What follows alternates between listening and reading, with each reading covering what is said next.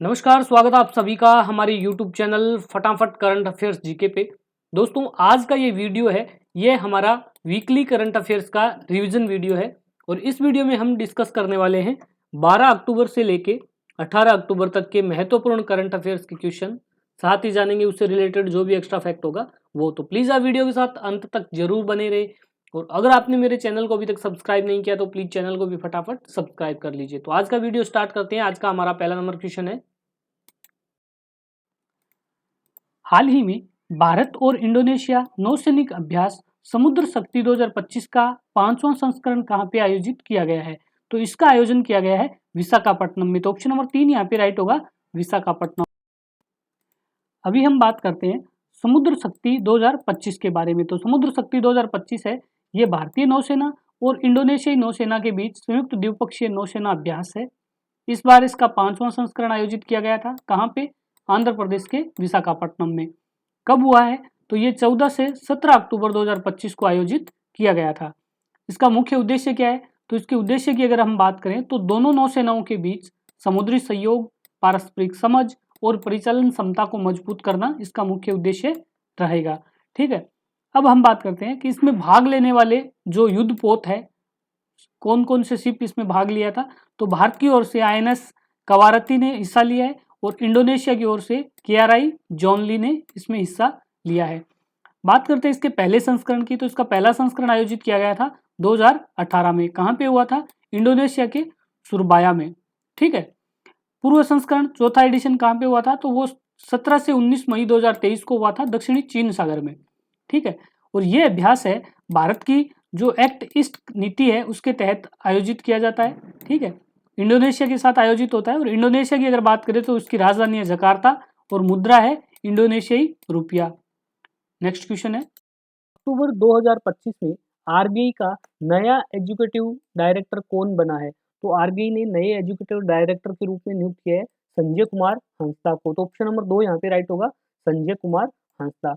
और इनका जो कार्यकाल है ये प्रभावी कब से होगा? तो ये होगा 3 मार्च 2026 से। ठीक है, हम बात करें इनकी पूर्व भूमिका की तो ये वरिष्ठ सलाहकार के रूप में कार्य किया है अंतर्राष्ट्रीय मुद्रा कोष में। और नई जिम्मेदारी जो इनको मिली है ये आरबीआई के department of economy and policy research DEPR का संचालन देखेंगे।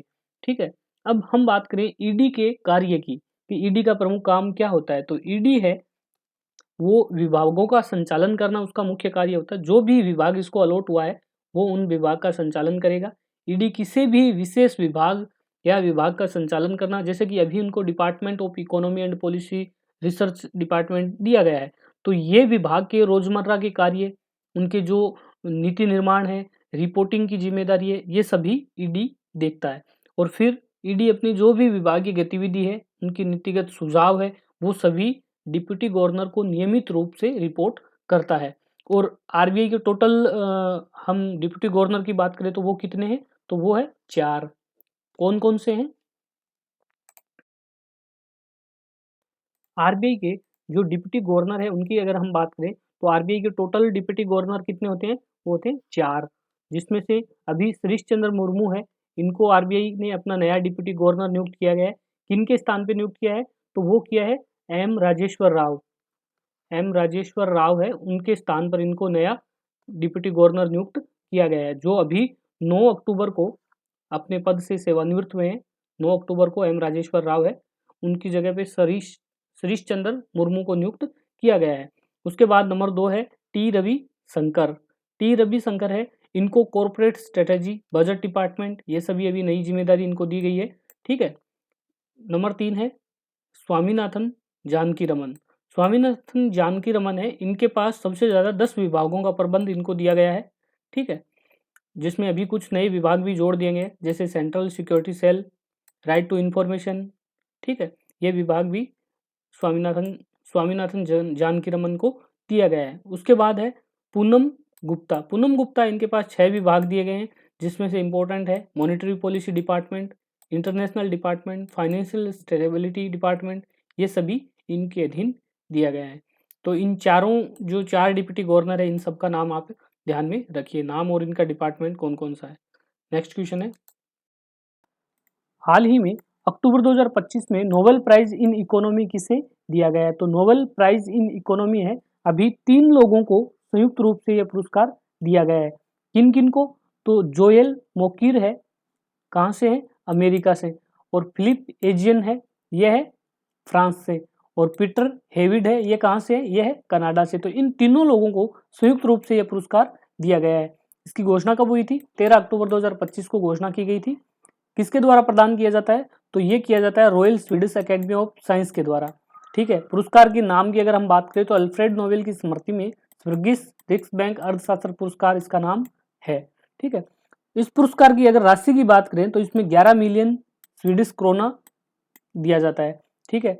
और ये कब दिया जाएगा पुरस्कार? तो ये दिया जाएगा 10 दिसंबर 2025 को स्टॉकहोम स्वीडन में अल्फ्रेड नोबेल की पुण्यतिथि के अवसर पर पुरस्कार दिया जाएगा।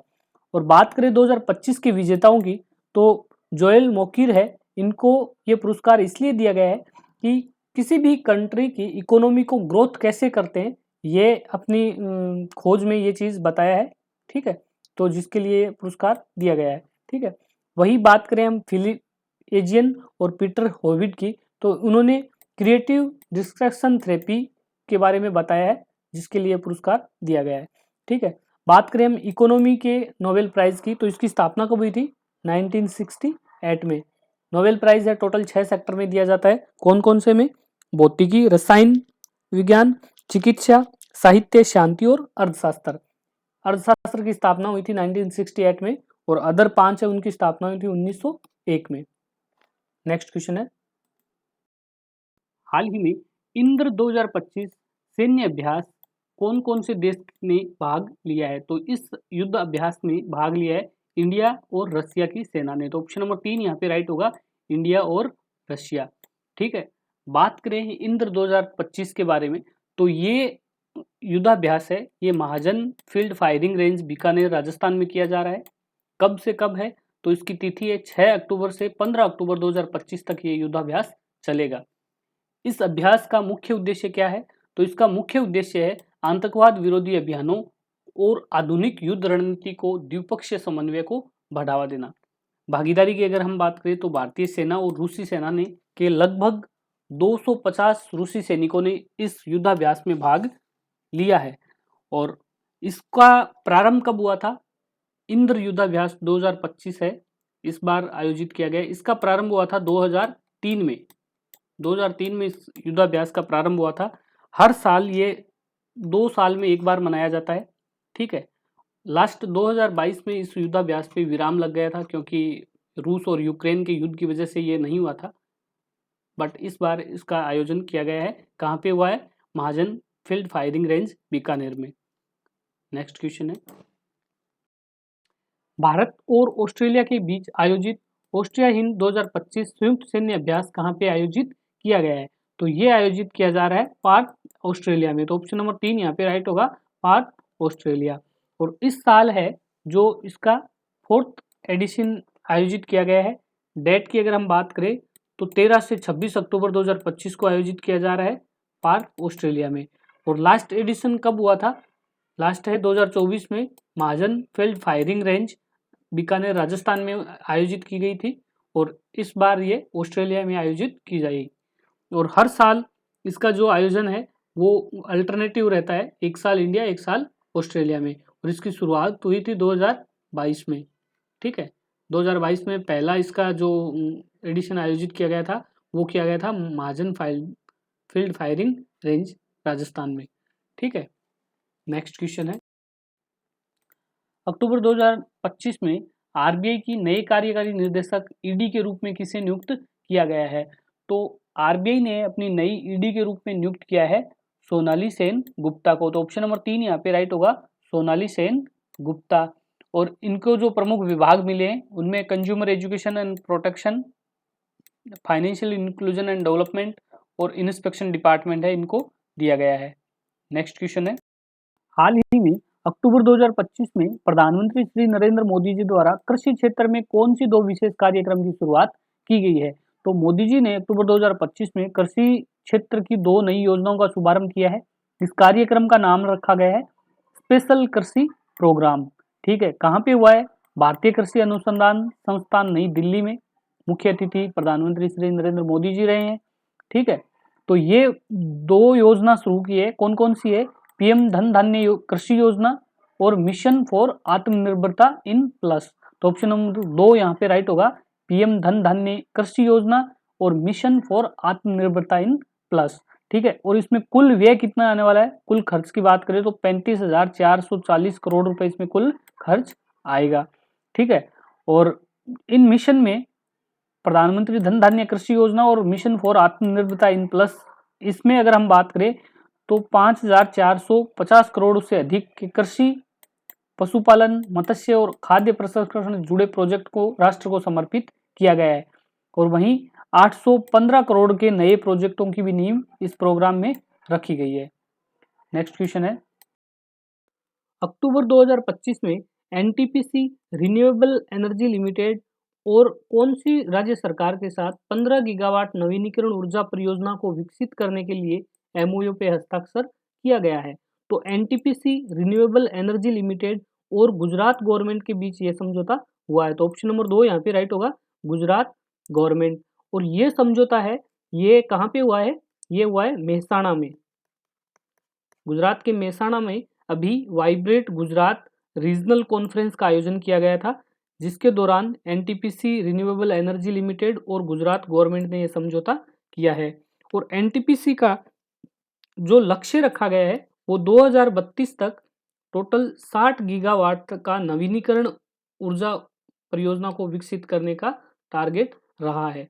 और इसके साथ ही हम बात करते हैं गुजरात के सौर गांव की। तो गुजरात में अभी तक कितने डिक्लेयर हो चुके हैं सौर गांव? वो हो चुके हैं 4 गांव है, सौर गांव डिक्लेयर हो चुके हैं, जिसमें सबसे जो लेटेस्ट रहा है वो रहा है दोरडो गांव है। कहाँ का है? कच्छ का गांव है ये दोरडो, जो अभी सितंबर 2025 में गुजरात का चौथा सौर गांव डिक्लेयर किया गया था। इससे पहले जो हुआ है वो है, पहला नंबर था मोडेरा गांव था। कहाँ का था? गुजरात का मेहसाणा का गांव था, जो पहला गुजरात का सौर गांव घोषित किया गया था। उसके बाद हुआ था सुखी गांव है, ये खेड़ा डिस्ट्रिक्ट का है, जो गुजरात का दूसरा सौर गांव घोषित हुआ था। और उसके बाद है मसाली गांव है, ये कहाँ का है? बनासकांठा का गांव है, जो गुजरात का तीसरा सौर गांव डिक्लेयर हुआ था। अभी टोटल 4 सौर गांव डिक्लेयर हो चुके हैं। नेक्स्ट क्वेश्चन है, भारत द्वारा पहली बार आयोजित इन रोकन द्विपक्षीय नौसैनिक अभ्यास कौन से देश के साथ किया गया है? तो ये किया गया है साउथ कोरिया के साथ। तो ऑप्शन नंबर 2 यहाँ पे राइट होगा, साउथ कोरिया। और इसमें इंडियन नेवी और रिपब्लिक ऑफ कोरिया नेवी है, साउथ कोरिया की नेवी इसमें हिस्सा लेगी। और यह भारत और दक्षिण कोरिया के बीच होने वाली पहली द्विपक्षीय नौसैनिक अभ्यास है। ठीक है, और इसका उद्देश्य समुद्री सुरक्षा, आपसी संचालन क्षमता और रणनीतिक साझेदारी को मजबूत करना। और इसका स्थान की अगर हम बात करें तो संभवतः भारत के पूर्वी तट और कोरिया सागर इसमें स्थान रहेगा। और बात करें दक्षिणी कोरिया की तो उसकी कैपिटल है सियोल और करेंसी है south Korean von. Next question है, ट्रिपल एलिमिनेशन का दर्जा हाल ही में कौन से देश को दिया गया है? तो ट्रिपल एलिमिनेशन का दर्जा अभी दिया गया है WHO के द्वारा भूटान को। तो ऑप्शन नंबर 3 यहाँ पे राइट होगा, भूटान।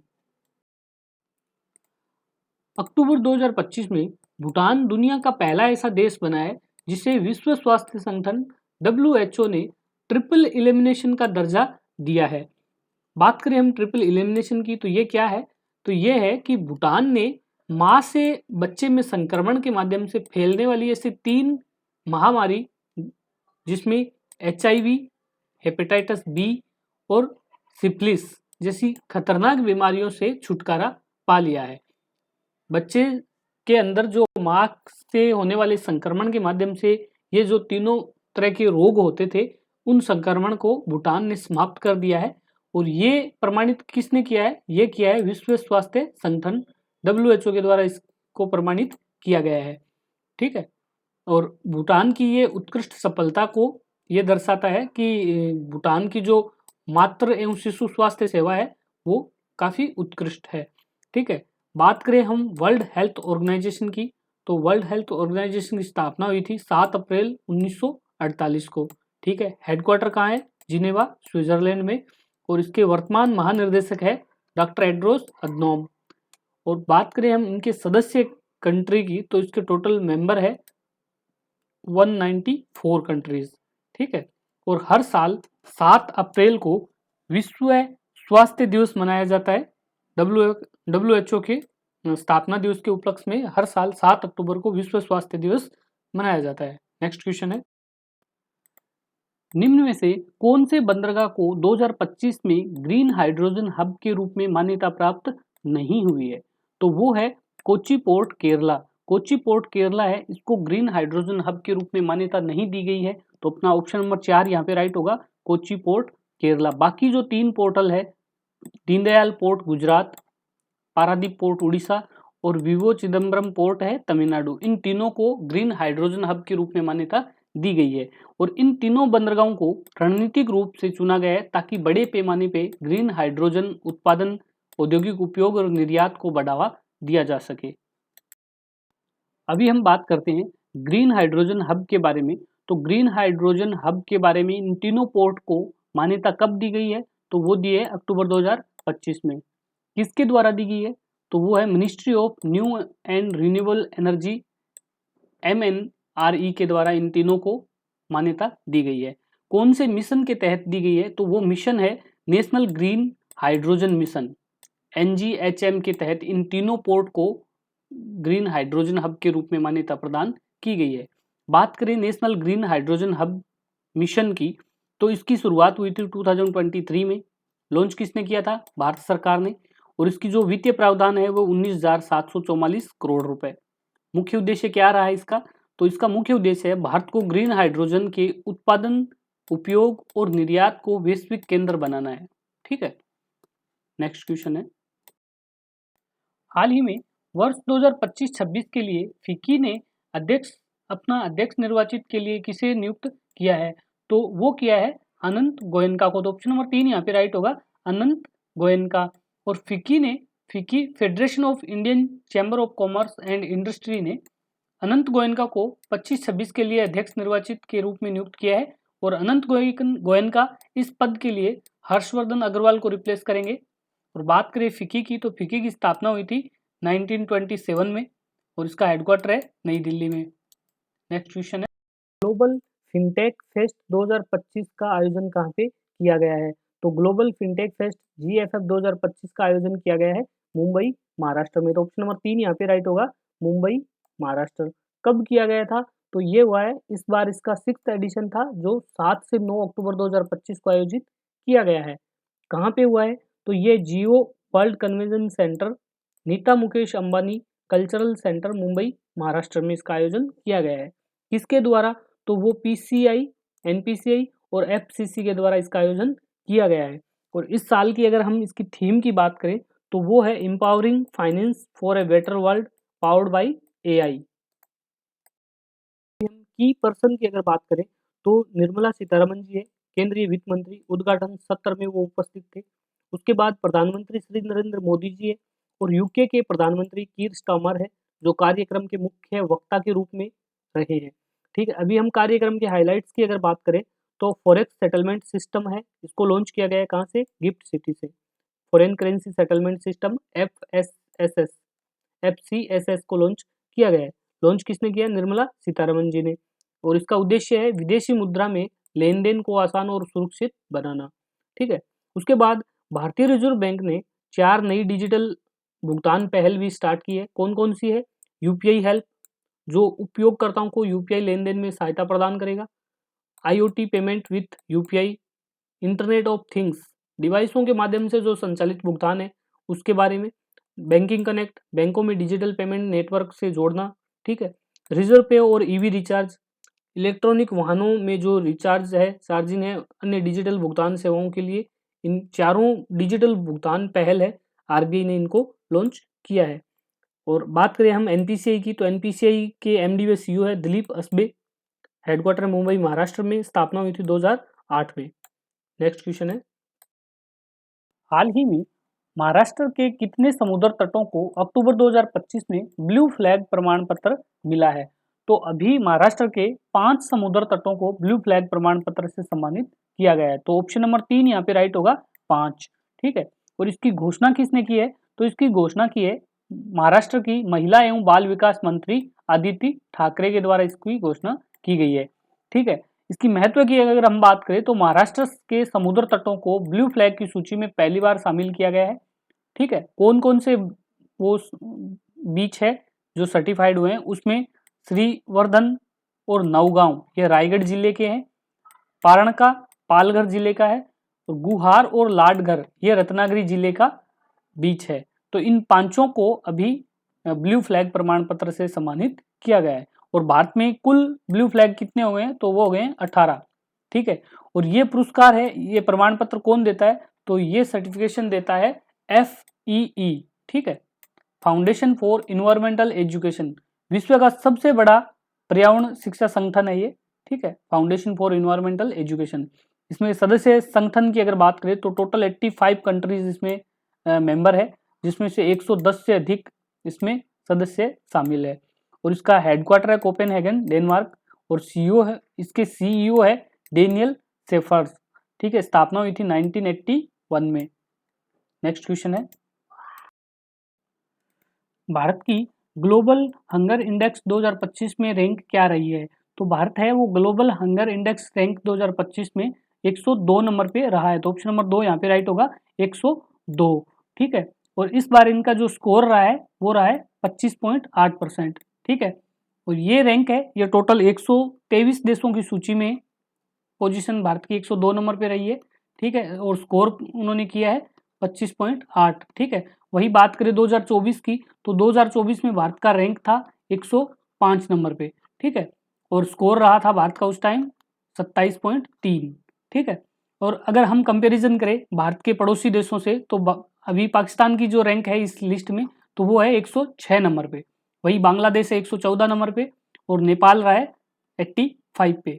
बात करें हम चीन की, तो चीन है वो काफ़ी अच्छी पोजीशन के साथ 1 से 25 के बीच में अपनी रैंक रखता है।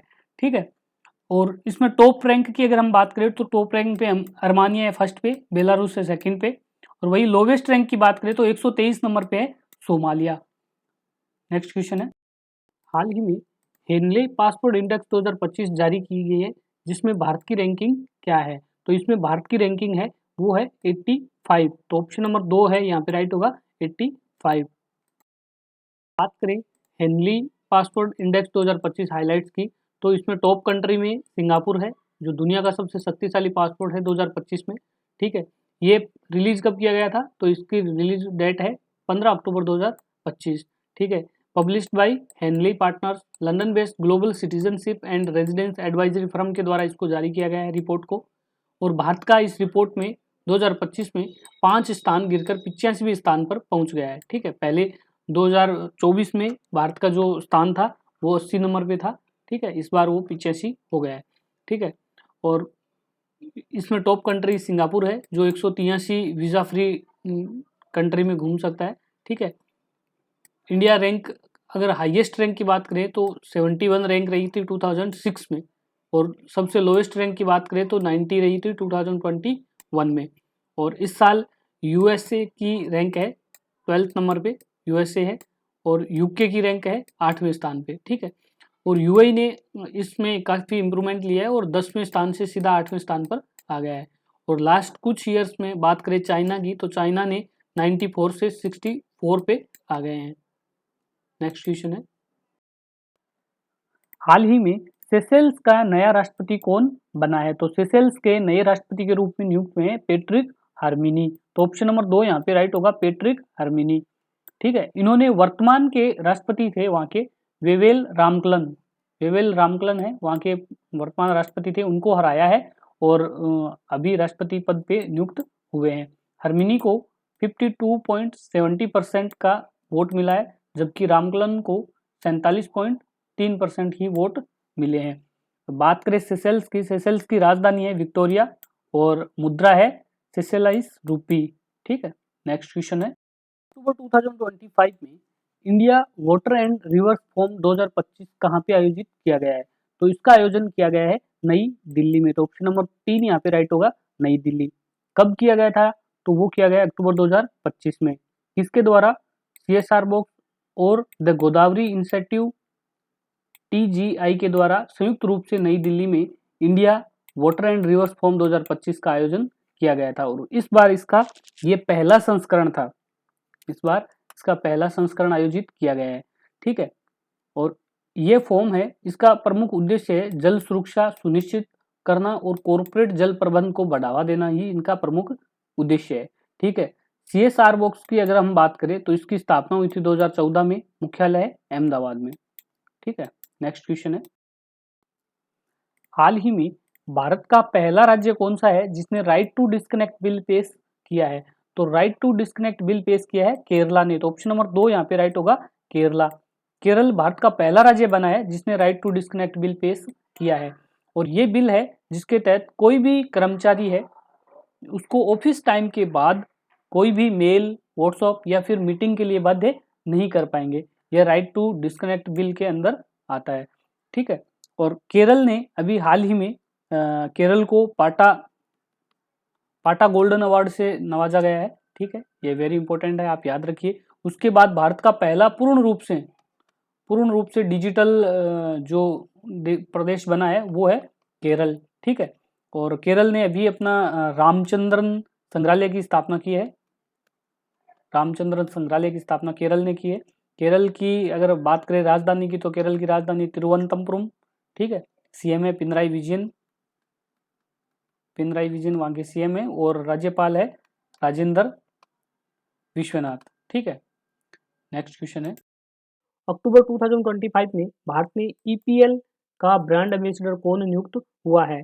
तो इंग्लैंड प्रीमियर लीग है, इसके नए ब्रांड एम्बेसडर के रूप में नियुक्त हुए हैं, वो है संजू सैमसन। तो ऑप्शन नंबर 2 यहाँ पे राइट होगा, संजू सैमसन। हाल ही में इजराइल ने डोनाल्ड ट्रंप को कौन सा सर्वोच्च नागरिक सम्मान से सम्मानित करने की घोषणा की है? तो अमेरिकी राष्ट्रपति डोनाल्ड ट्रंप को इजराइल अपने सर्वोच्च नागरिक सम्मान Israeli president medal of honour से सम्मानित करेगी। तो ऑप्शन नंबर 2 यहाँ पे राइट होगा। ठीक है, और ये सम्मान ट्रंप को क्यों दिया जा रहा है? उन्होंने गाजा युद्ध विराम में मध्यस्थता और इजरायली बंधकों को रिहा करने में मदद की है, जिसके लिए ये सम्मान उनको दिया जा रहा है। और ये सम्मान किसके द्वारा दिया जाएगा? इजराइल के राष्ट्रपति इसाक हर्जोग को के द्वारा इसको ये पुरस्कार दिया जाएगा। और बात करें इजराइल की कैपिटल की तो इजराइल की कैपिटल है यरूशलेम। करेंसी है new shekel, Israeli new shekel. हाल ही में कौन से भारतीय खिलाड़ी को सितंबर मंथ में player of the month for September ICC पुरुष वर्ग में चुना गया है? तो वो चुना गया है अभिषेक शर्मा को। तो ऑप्शन नंबर 3 यहाँ पे राइट होगा, अभिषेक शर्मा। अभिषेक शर्मा को मैन कैटेगरी में चुना गया है। उन्होंने उनकी अगर रैंकिंग की बात करें तो ICC T20 बल्लेबाज रैंकिंग में उन्होंने 931 पॉइंट बनाए थे एशिया कप में, जो टूर्नामेंट में अब तक के सर्वोच्च स्कोर में काउंट किया जाता है। ठीक है, वहीं बात करें हम महिला वर्ग में तो महिला वर्ग में स्मृति मंदाना को player of the month for September चुना गया है। उन्होंने भी अभी तीसरे ODI में 50 गेंदों में सबसे तेज शतक लगाकर महिला क्रिकेट में अपना नाम बनाया है। ठीक है, नेक्स्ट क्वेश्चन है,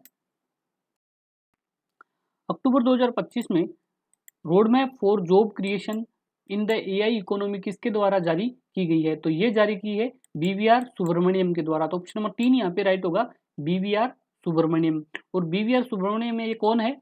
ये है CEO है नीति आयोग के। ठीक है, और ये रोड मैप है, ये किसके द्वारा विकसित किया गया है? तो ये नीति आयोग के फ्रंटियर टच हब, नेस्कॉम और बोस्टन कंसल्टिंग ग्रुप BCG के द्वारा इसको तैयार किया गया है। और इनकी मुख्य सिफारिश क्या है? तो वो है नेशनल AI टैलेंट मिशन की शुरुआत करना। और बात अगर नीति आयोग की है तो नीति आयोग की हम बात करें तो इसकी स्थापना कब हुई थी? स्थापना हुई थी 1 जनवरी 2015 में नीति आयोग की स्थापना की गई थी। और इसके जो अध्यक्ष होता है वो कौन है? वो भारत के प्रधानमंत्री है, वो नीति आयोग के अध्यक्ष होते हैं। ठीक है, वर्तमान में श्रीमान नरेंद्र जी मोदी है। और इसका हेडक्वार्टर कहाँ है? इसका हेडक्वार्टर है नई दिल्ली में। नीति आयोग का हेडक्वार्टर है नई दिल्ली में। ठीक है, और स्थापना भारत सरकार के द्वारा की गई थी। उसका मुख्य उद्देश्य है देश की नीति निर्माण और जो भी विकास कार्य है उसमें सहयोग प्रोवाइड करवाना। नेक्स्ट क्वेश्चन है, हाल ही में भारत में 300 मेगावाट सौर परियोजनाओं को विकसित हेतु DRDO ने कौन सी संस्था के साथ MOU साइन किया है? तो वो किया गया है SCCI के साथ। ऑप्शन नंबर 3 यहाँ पे राइट होगा, SCCI। डीआरडीओ और एससीसीआई के बीच 300 मेगावाट परियोजनाओं हेतु समझौता किया गया है। कब किया गया था? तो वो किया है 15 अक्टूबर 2025 को। कहाँ पे हुआ है? तो वो है डीआरडीओ भवन, नई दिल्ली में। डीआरडीओ का हेडक्वार्टर है नई दिल्ली में। डीआरडीओ की स्थापना कब हुई थी? तो डीआरडीओ की स्थापना हुई थी 1958 में। ठीक है।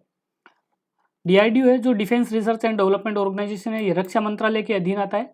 वही बात करें एससीएससीआई की, तो solar energy corporation of India जो ministry of new and renewable energy के अधीन आता है। ये समझौता किन के बीच हुआ है? तो उनकी अगर आप बात करें तो डॉक्टर समीर वी कामत है जो सचिव है रक्षा अनुसंधान एवं विकास विभाग और डीआरडीओ के चेयरमैन है इनके, और संतोष कुमार सारंगी है जो सचिव है एमएनआरई। इनके बीच में ये समझौता किया गया है। नेक्स्ट क्वेश्चन है, भारत का पहला बायोमेट्रिक आधारित यूपीआई भुगतान ऐप कौन सा है?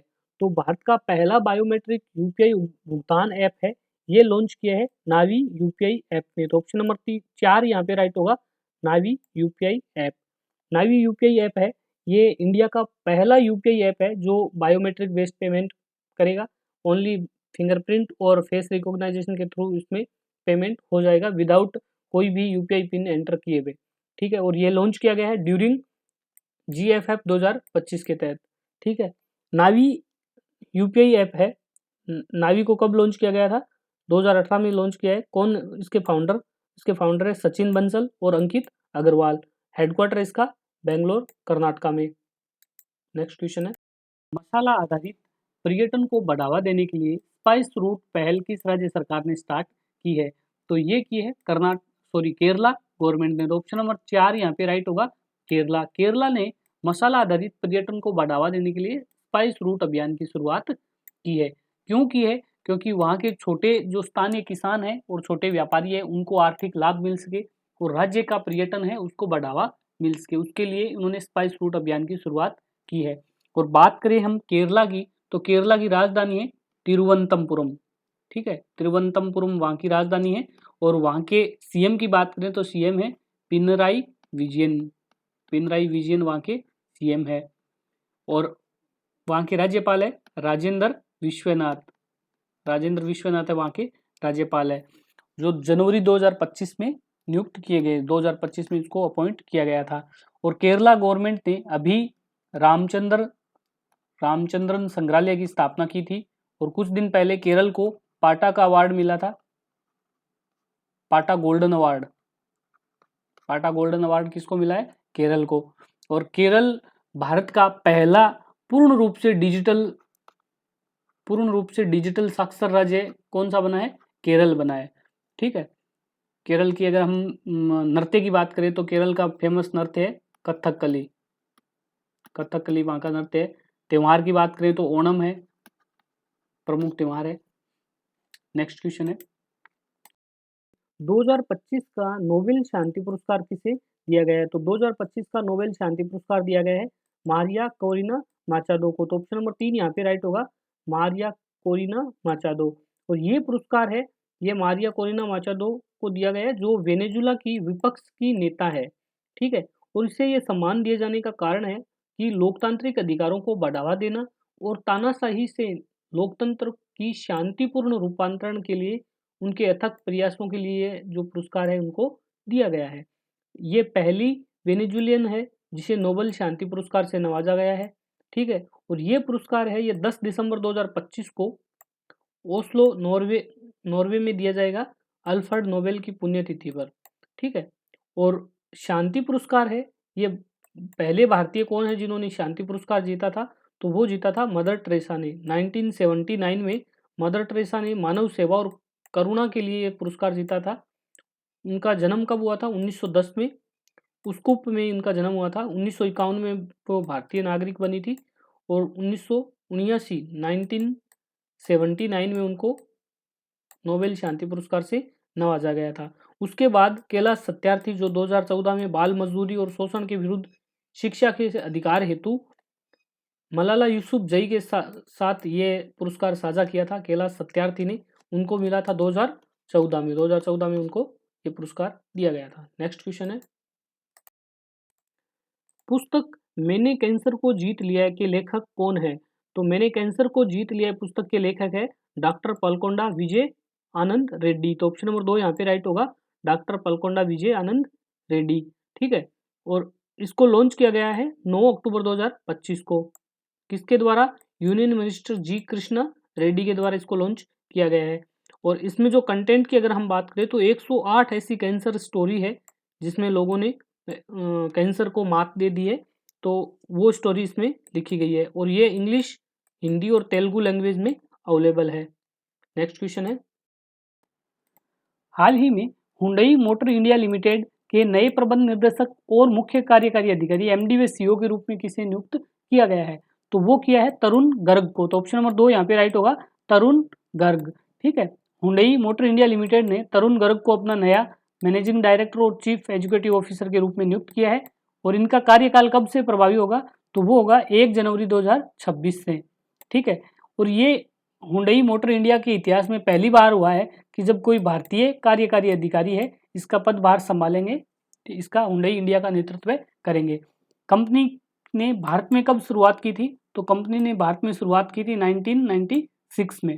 ठीक है, अब तक कंपनी के शीर्ष पदों पर केवल कोरियाई अधिकारी ही कार्यरत थे, बट अभी पहली बार भारतीय कोई कार्यकारी अधिकारी है जो इसका पदभार संभालेंगे। ठीक है, बात करें हम हुंडई मोटर्स की तो इसका हेडक्वार्टर है सियोल, दक्षिण कोरिया में। ठीक है, और तरुण गर्ग है ये अभी उनसू किम का स्थान लेंगे जो वर्तमान में हुंडई मोटर इंडिया लिमिटेड के वर्तमान प्रबंध निर्देशक और कार्यकारी अधिकारी है। नेक्स्ट क्वेश्चन है, कौन सा भारतीय शहर 2030 में कॉमनवेल्थ खेल को प्रस्तावित मेजबानी के रूप में आधिकारिक रूप से अनुशासित किया गया है? तो वो किया गया है अभी अहमदाबाद को। तो ऑप्शन नंबर 2 यहाँ पे राइट होगा, अहमदाबाद।